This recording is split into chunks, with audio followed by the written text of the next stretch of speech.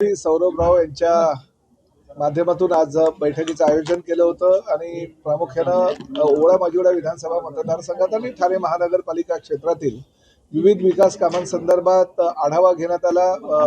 September अखेरीस किंवा October 15 पर्यंत माननीय उपमुख्यमंत्री आणि शिवसेनेचे मुख्य नेते आदरणीय एकनाथ शिंदे साहेबांच्या हस्ते बऱ्याच प्रकल्पांचं लोकार्पण आणि काही प्रकल्प जे मार्गी लागले होते ज्याला CR-शेडच्या परवानगी किंवा हायकोर्टाची परवानगी वगैरेची गरज आहे असे प्रकल्प भूमिपूजन करण्याच्या आम्ही तयारीत आहोत आणि त्या माध्यमातून जवळजवळ 1800 कोटी रुपयाचा निधी हा ठाणे महानगरपालिकेला प्राप्त झालेला आहे। त्या माध्यमातून विविध कामाचा लोकार्पणाचा कार्यक्रम आम्ही ठेवणार आहोत।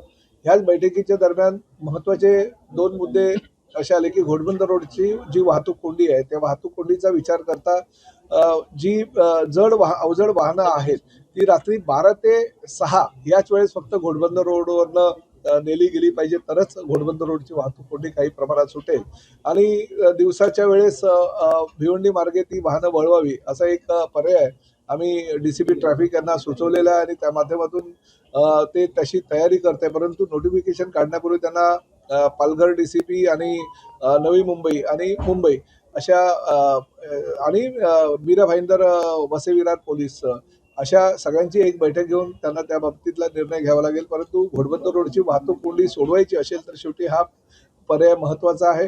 पुढे भविष्यामध्ये आम्ही गायमुख ते फाउंटन हॉटेल 60 मीटरचा रस्ता करतोय, परंतु तत्पूर्वी घोडबंदर रोड हा सुद्धा आम्ही 60 मीटरचा आता वाईड करतोय। 9 मीटरचे सर्व्हिस रोड आम्ही मर्ज करतोय मुख्य घोडबंदर रोड मध्ये। त्यामुळे ते काम होईपर्यंत 31 डिसेंबरपर्यंत ते काम प्रस्तावित आहे, होईल असं MMRDAच्या अधिकाऱ्यांनी आज सांगितलं। त्यामुळे ही वाहतूक कोंडी सोडायची असेल तर हा आम्ही एक पर्याय सुचवलेला आहे आणि त्या माध्यमातून पोलीस खातं तयारी करतायत। दुसरा महत्त्वाचा मुद्दा ठाणे महानगरपालिका क्षेत्रामध्ये भटक्या कुत्र्यांची संख्या फार मोठ्या प्रमाणात आहे आणि या भटक्या कुत्र्यांच्या विरोधामध्ये अनेक सोसायट्यांच्या लोकांनी अनेक नागरिकांनी सुद्धा तक्रार अर्ज लोकप्रतिनिधी म्हणून मला दिलाय, महापालिका प्रशासनाचे प्रमुख म्हणून आयुक्तांना दिलेला आहे। म्हणून आम्ही असा निर्णय घ्यायचं ठरवलेलं आहे आणि तशा पद्धतीनं सकारात्मक प्रतिसाद आयुक्त साहेबांनी दिलेला आहे। गायमुखला 1 एकरची जागा, गायमुख म्हणजे ठाण्याच्या सुरुवातीच्या एंट्री पॉईंटवर आणि त्याचबरोबर कल्याणवरनं येत असताना दिवा परिसरामध्ये साधारणतः 1 एकर आणि 2 एकर जागा ही डॉग्स होम याच्यासाठी आम्ही प्रस्तावित करतोय, जेणेकरून काही स्वयंसेवी संस्थांच्या मदतीनं त्या जे श्वान आहेत त्यांना खाण्यापिण्याची व्यवस्था आणि इतर काही त्यांना जर आजारी असेल तर त्याची व्यवस्था त्या NGOच्या माध्यमातून आम्ही करणार आहोत। जागा फक्त महापालिकेनं उपलब्ध करावं असं मी सूचना आयुक्तांना केलेल्या आहेत आणि आयुक्तांनी सकारात्मक प्रतिसाद देऊन त्याला मान्यता द्यायचं ठरवलेलं आहे। प्रामुख्याने हिरानंदन इस्टेटजवळ एक 7000 मीटरचा सुविधा भूखंड महानगरपालिकेच्या ताब्यात आलेला आहे आणि त्या भूखंडावर ठाणे महापालिका क्षेत्रातील 3रं नाट्यगृह व्हावं अशी घोडबंदर वासियांची मागणी असल्याकारणानं जसं गडकरी रंगायतनं आहे, काशीनाथ घाणेकर आहे, तसंच घोडबंदर रोडला एक नाट्यगृह प्रस्तावित आम्ही करतोय आणि आयुक्त महोदयांना आम्ही सांगितलेलं आहे की शक्यतो ह्याच वर्षामध्ये त्याचं 3री घंटा मी असं म्हणणार नाही, परंतु भूमिपूजन त्यांचं एकनाथ शिंदे साहेबांच्या हस्ते व्हावं यासाठी आम्ही प्रयत्न करतोय। अनेक प्रकल्प जे ठाणे महापालिका हद्दीतील आहे त्याला चालना आयुक्तांनी दिलेली आणि साधारणतः पुढल्या 1 ते 1.5 महिन्यामध्ये ते सगळे लोकार्पण केले जाते। ठाणे महापालिका क्षेत्रामध्ये भाईंदर पाड्यापासून साधारणतः 13.7 किलोमीटर हा परिसरामध्ये पहिल्या टप्प्यातलं पॉट टॅक्सी चालवण्याचं प्रेझेंटेशन आम्हाला त्यांनी दिलेलं आहे। त्यांनी सर्वे केला, त्या सर्वेमध्ये जवळजवळ 53 किलोमीटरचा परिसरामध्ये पॉट टॅक्सी निर्माण होऊ शकते, 76 स्टेशन त्या ठिकाणी होऊ शकतात। पहिला जो 13.7 किलोमीटरचा आहे त्या टप्प्यासाठी 1000 कोटी रुपये खर्च त्याला अपेक्षित आहे आणि 30 वर्ष ते PPP तत्वावर तो प्रकल्प चालवणार आहोत। एका प्रवाशाकडून 30 रुपये अशा पद्धतीचं ते तिकीट दर आकारणार आहे।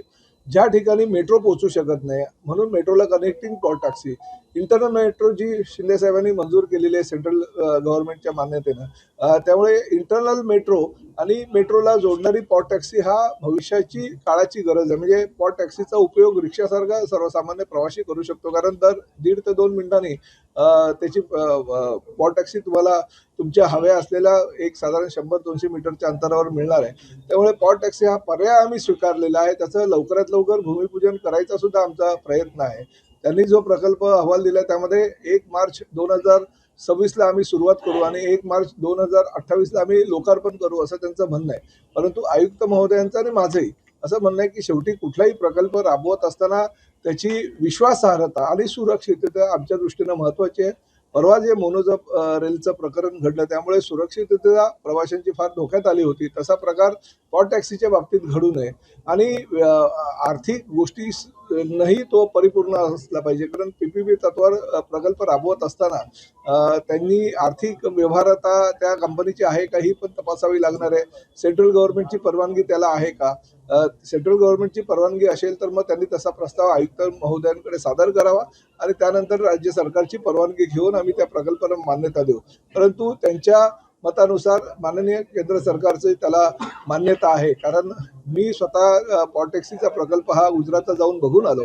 बडोदा येथे आदरणीय पंतप्रधान नरेंद्र मोदी यांच्या सूचनेनुसार जी पॉट टॅक्सीचा पहिला प्रकल्प बडोदा येथे आमचे वाहतूक मंत्री आदरणीय नितीन गडकरी साहेबांनी त्यांना चालू करायला दिलेला आहे आणि तो जवळजवळ प्रकल्प आता पूर्णत्वास येतोय.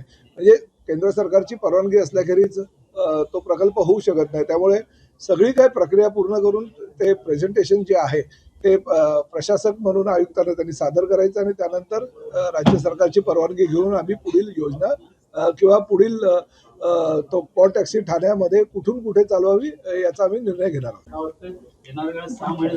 नाही बघा, कोणाला टेंडर दिलेलं आणि कोणाला नाकारलेलं याची कल्पना मला नाही आहे. परंतु मिठी नदीचा ठेकेदार असू द्या किंवा कुठलाही ठेकेदार असू द्या, जर त्यांनी योग्य प्रकारे काम महापालिका हद्दीत केलं नाही तर त्याला ब्लॅकलिस्ट इथेही करण्यात येईल.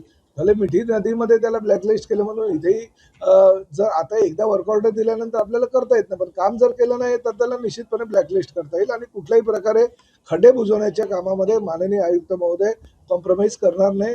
गणपतीपूर्वी ठाणे महापालिका हद्दीतले सगळे खड्डे बुजवले. पण सर प्रत्येक वेळेस पाहिलं जातं की 2 दिवस किंवा त्यापेक्षा जास्त जर पाऊस झाला तर रस्त्यांवर मोठ्या प्रमाणात होते. त्यामुळे याच्यावर या पावसाळ्यामध्ये काही उपाययोजना होणार आहेत का? कारण पावसाळ्यापूर्वीची कामं देखील याच्यामध्ये देखील काही अभाव, मास्टिंग टिकत नाहीये, त्यामुळे क्वालिटी राहत नाहीये, त्यामुळे तो त्या ठिकाणी आयुक्त साहेब सांगतील. ऍक्सिडेंटचे प्रकार देखील वाढलेले आहेत.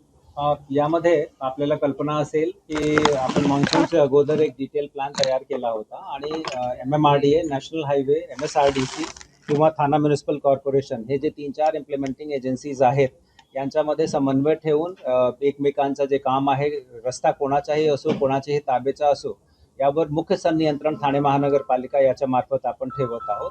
माननीय उपमुख्यमंत्री महोदय त्यांचा सतत या विषयाबद्दल आढावा असतो. माननीय परिवहन मंत्री महोदय ते स्वतः फील्डवर आमच्या बरोबर फिरतात आणि यामध्ये जे चॅलेंजेस आहेत ते आपल्या समोर आहेतच. मान्सूनच्या दरम्यान मास्टिक टिकट नाही किंवा मान्सूनच्या दरम्यान आपण ब्लॅक टॉपिंग जे करतो तो वाहून जातो. त्याचं कारण असं आहे की व्हेक्युलर डेन्सिटी खूप जास्त आहे आणि म्हणून सतत त्यामध्ये क्रॅक्स पडतात. याच्यावर मात करण्यासाठी आपली जी मशिनरी आहे ते जसे जसे पावसाचा जोर कमी होतो तसे तसे आपण इमिडिएटली तो भरण्याचा प्रयत्न करतो. मग तो फ्लायओव्हरचे खड्डे असतील किंवा सामान्य जे आपले स्लिप रोड आहेत त्याचे खड्डे असतील. माननीय डेप्युटी CM सरांनी तसेच माननीय परिवहन मंत्री महोदयांनी स्पष्ट निर्देश दिला आहे की गणेशोत्सव सुरू होण्याचे अगोदर महापालिका क्षेत्राचे सगळे रस्ते खड्डेमुक्त असले पाहिजे. सुदैवाने आता जे आपल्याकडे रेड अलर्ट, ऑरेंज अलर्ट होता तो मंदावला आहे. याच्या पुढे फक्त येलो अलर्ट किंवा ग्रीन अलर्ट दिसतोय. आतापर्यंत IMD कडून जे आम्हाला रिपोर्ट प्राप्त झालेली आहे 27 ऑगस्ट पर्यंत, या दरम्यान निश्चितरित्या आम्ही जे सगळी एजन्सीज आहेत ते एकमेकांचे समन्वय साधून खड्डे आम्ही बुजवणार आहे. यश पत्करावं लागलं याच्या संदर्भात हे बॅनर लागलेलं आहे. नाही, ही वस्तुस्थिती आहे ना. आता तुम्ही ज्यावेळेस घोषणा करता युती होईल युती होईल युती होईल आणि घोषणा केल्यानंतर पहिलीच ज्या ठिकाणी युती केली त्याच्यामुळे तुम्हाला कल्पना आली की तुम्ही कुठे आहात याची आता तरी काळजी तुम्ही घेणं गरजेचं आहे. कारण सर्वसामान्य लोकांचा हा प्रश्न आहे की 25 वर्ष तुमच्या हातामध्ये सत्ता होती.